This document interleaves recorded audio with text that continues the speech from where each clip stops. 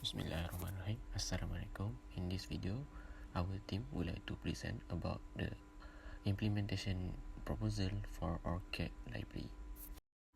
And now I would like to introduce our members of Orchid library staff, which is me, myself, Ahmad, Hisham, RAMLI as project leader, QISTINA AISYAH BINTI JAFREY as researcher, Bernard Angkok Fui as technical planner, and Muhammad HAZIM bin JOHARI as content curator. Next, I would like to present about the executive summary. For executive summary of Orchid Library, address that digital access equity for children with visual and hearing impairments. This library provides the inclusive educational resources for children aged 6 until 14. They also offers the braille audio narration, tactile graphics, and regional signs language. They also support parents, caregivers, teachers, and accessibility professionals. It is also provide features universal design, open source technology, and also multilingual capacity. Next is also promote the academic growth, emotional well-being, and self-esteem. And then we also foster the curiosity, creativity, and a lifelong love for learning. Second last, demonstrates a scalable and global solution across the geographic, and also cultural boundaries. And lastly, is to highlight the specific needs of a disadvantaged population. Let's move to introduction. In the current digitalizing world we live in, access to knowledge is becoming more and more available through the digital route. The transition, however, has not quite satisfied the needs of the disabled community, especially the children who are either visually or hearing impaired. Digital library exists in great numbers, although not all them give priority to accessibility in an inclusive and substantial manner. Orchid Library also is a vision of an innovative digital platform that is developed fresh the ground to assist children with visual and hearing deficiencies. It aims to narrow the knowledge and accessibility disparity between the undeserved community and others by developing a safe, inclusive, and authoritative digital climate to learn and discover. So let's move to summary of available children e-libraries on the internet. Despite progress, many platforms still don't fully meet the learning needs of blind or deaf children. Most focus on either audio or visual content, but not both are often overlook interactive or child-free design. For example, of existing platform and their gap, first is Bookshare, second Tumble Books, third is Daisy Consortium, and the last one is National Deaf Children Society. Alright then, so I am Bernard Ang, the technical planner, and I will be explaining the concept of the digital library of Orchid Library. Alright, first of all, it is the content and collections of the digital library. All of the resources or contents in the digital library of Orchid Library will consist of ebooks and also audiobooks, as it is the most suitable for kids of all ages, no matter their disabilities or specialties. Furthermore, it will also have a feature to adjust the contents to suit the user's preferences to make it easier to read. Alright, the contents in the Orchid Library's collections are created to suit children with special needs and also their parents or guardians. Alright, and now for the structure and organization of the contents in the Orchid Library. In the library, a hierarchical structure will be employed to make searching even easier. The hierarchical structure will help users categorize from a broader term to a specific term of the resource or contents. For example, children may search fiction as the main category, which the library has at least 3,000 books related to the category. And to make the search easier, they may input a subcategory, which is adventure, to lessen the search results to 1,600 books. However, to make it even more specific, the users may use a subcategory such as fantasy to shrink the search results even more to 50 books. This will make the results even more accurate, and aside from that, the library will also employ metadata standards, which will be discussed later, and taxonomies or classification systems, which the ORCID library will use the Dewey Decimal Classification and Library Congress classification to help classify each resource in the digital library. Furthermore, the library will also apply a control vocabulary for the subject headings of the resources to make retrieval easier, and to do so, the librarians will use the Library of Congress subject headings (LCSH). The last two elements to organize the contents in the digital library of ORCID library are taxonomies, which will use subjects the users are familiar with, as most of the users are children with special needs, therefore it will be easier to use terms that they are familiar with, and ontologies to structure the terms even better. Alright then, now for the metadata and standards used for the library. There are a few important standards which are as follows: Machine Readable Cataloging 21 or Mark 31, Dublin Core, Resource Description Access or RDA, and Digital Accessible Information System or DAISY. Mark 21 is used to help catalog all of the resources into digital format, as it facilitates the standards in the system to suit the catalogs. As for Dublin Core, it is a standard for metadata, as it is important that the metadata in the digital library is standardized to ensure effective retrieval. As for RDA, it is a cataloging standard similar to AACR2 or Anglo-American Cataloging Rules 2, but RDA is much more versatile for digital contents. As for DAISY, it is a standard for audiobooks, and it is used to organize the contents of the audiobooks in the ORCID library.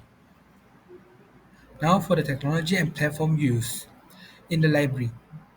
The ORCID library uses a combination of Koha and a simple coding schemes. The reason why the library employs Koha is because it is a useful open source integrated library system which is used worldwide, and it will also support all of the standards stated earlier. However, the library will change the technology used in the future based on the budgeting and future technological advancements. Alright, now for the user experience. The digital library ensures the quality of the interface to ensure user satisfaction during that time exploring the digital library. Furthermore, the interface of the ORCID library is very simple to navigate, as shown in the slides. For advanced information, in the homepage, the featured or newly entered contents are shown to highlight the presence in the library, so that all of the users can borrow and also read the contents easily. Now, for the information architecture. It is the overall of the digital library of the ORCID library. In summary, the digital library has content such as ebooks and audiobooks in the collections for the users to organize these resources. A hierarchical structure was prepared to allow users to retrieve the resources easier, and all of the contents are organized with the following metadata standards, taxonomies, control vocabularies, taxonomies, and also ontologies. When organizing and assigning subjects for the contents, metadata standards such as Mark 21, Dublin Core, RT, and also DAISY were used.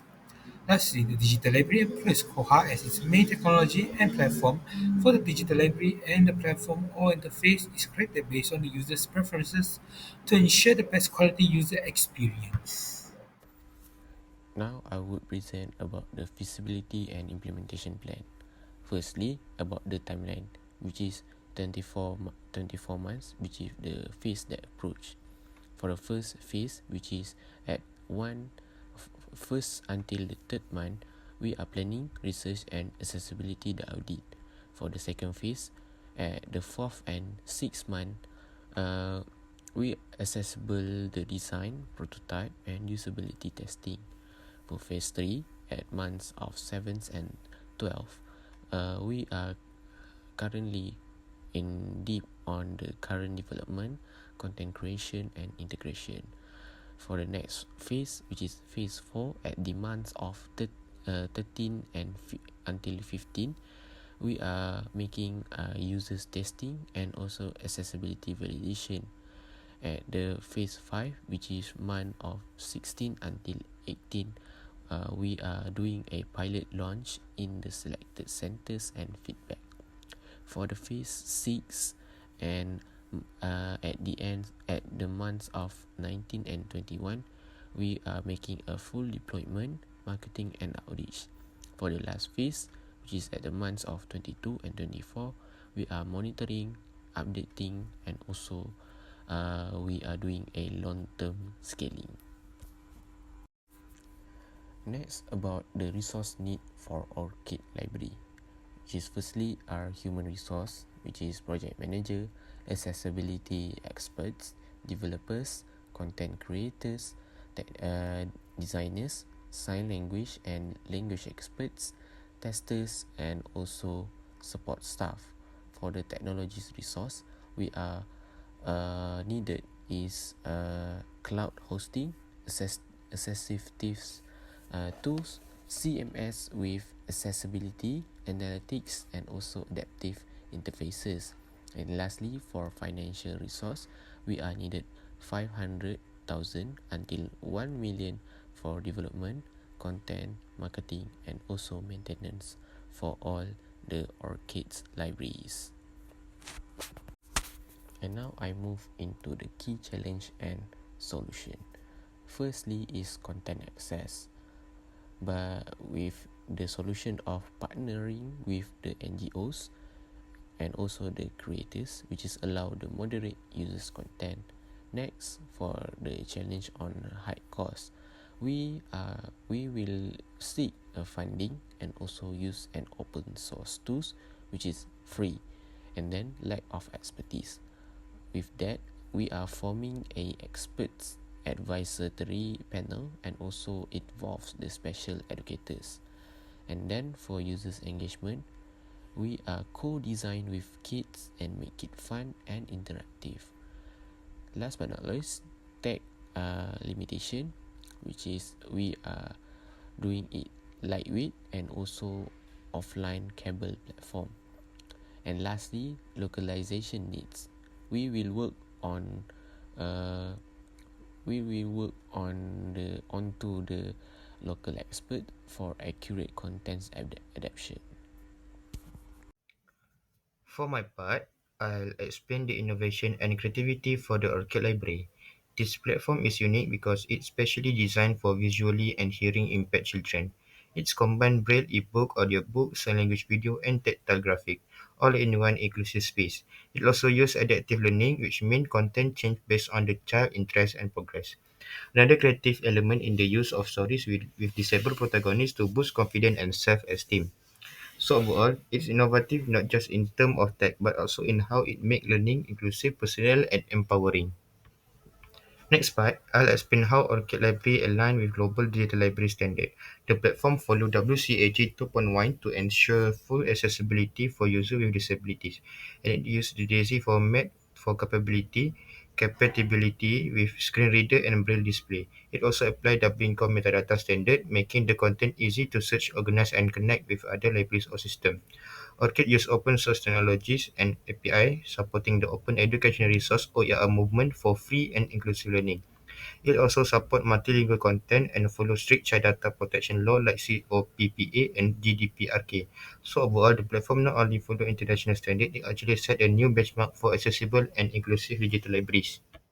For the conclusion, why Orchid Library matters.